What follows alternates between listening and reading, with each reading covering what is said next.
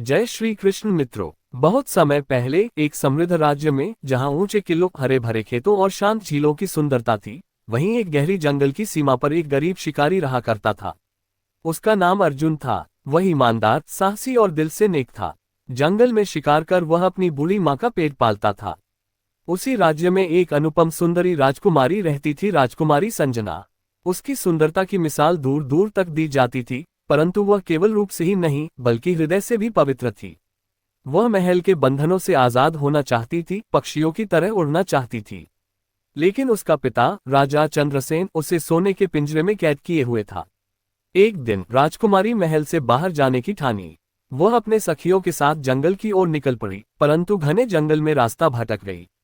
उसकी सखियां डर के मारे महल लौट गईं और वह अकेली रह गई।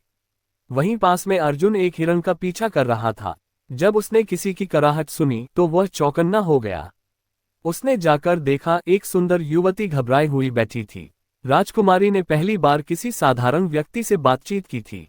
कुछ पल के लिए वह चुप रही, फिर बोली, मैं राजकुमारी संजना हूँ। अर्जुन अचंभित रह गया, लेकिन उसने शालीनता से सिर झुकाया। राजकुमारी, ये जंगल खतरनाक है, आपको यहाँ नहीं होना चाहिए। संजना की आंखों में पहली बार किसी ने डर नहीं बल्कि चिंता देखी। अर्जुन ने उसे अपने कंधे पर सहारा देकर महल की ओर चलना शुरू किया। रास्ते में उन्होंने जीवन, स्वतंत्रता और सपनों पर बात की। पहली बार राजकुमारी को महल के बाहर की दुनिया की असली खूबसूरती दिखी। राजकुमारी महल लौट आए, लेकिन उसका मन बेचैन रहने लगा। वह अर्जुन से दोबारा मिलना चाहती थी। दूसरी ओर अर्जुन भी उसकी यादों में खो गया। कुछ दिनों बाद राजकुमारी एक बहाने से फिर जंगल गई और अर्जुन से मिली।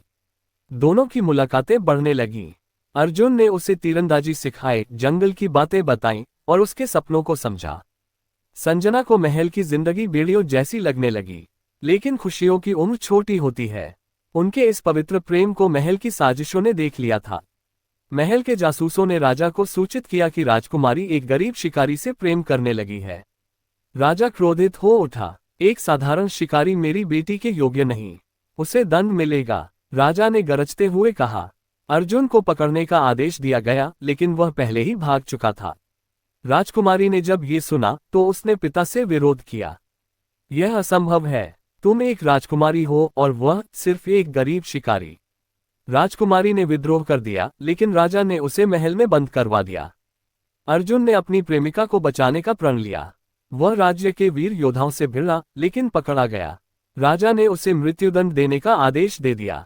राजा चंद्रसेन, प्रेम कोई अपराध नहीं। मैं राजकुमारी से छल नहीं कर रहा, बल्कि उसे सच्चे मन से चाहता हूँ, अर्जुन ने कहा। राजा ने उसकी परीक्षा लेने की ठानी। उसने कहा, यदि तुम वास्तव में योग्य हो तो तुम्हें 3 कठिन परीक्षाएं पास करनी होंगी। यदि सफल हुए तो मैं स्वयं तुम्हारा विवाह अपनी बेटी से करूंगा। राजा ने अर्जुन को एक क्रूर शेर से लड़ने को कहा, बिना हथियार के, सिर्फ अपने कौशल और साहस के बल पर। अर्जुन ने जंगल के राजा से सामना किया। वह जानता था कि ताकत से नहीं बल्कि चतुराई से ही ये लड़ाई जीती जा सकती है। उसने शेर की आंखों में धूल झोंकी और जैसे ही शेर ने हमला किया, अर्जुन फुर्ती से बचा और अपने हाथों से ही उसे काबू कर लिया। राजा अचंभित रह गया, लेकिन ये सिर्फ शुरुआत थी। राजा ने उसे एक गहरी खाई में छलांग लगाने को कहा, जहां नीचे जंगली जानवर थे। अर्जुन बिना डरे कूदा, लेकिन उसने पहले से ही एक बेल का सहारा ले लिया था। वह फुर्ती से ऊपर चढ़ा और बिना किसी चोट के बाहर निकल आया।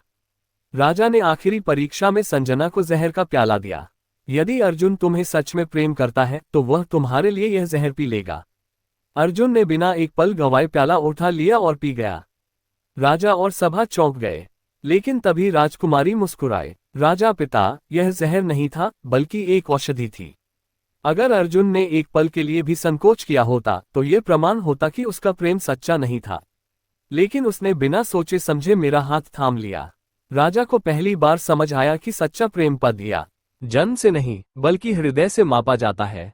राजा ने अर्जुन को गले लगाया और राजकुमारी से उसका विवाह करवा दिया।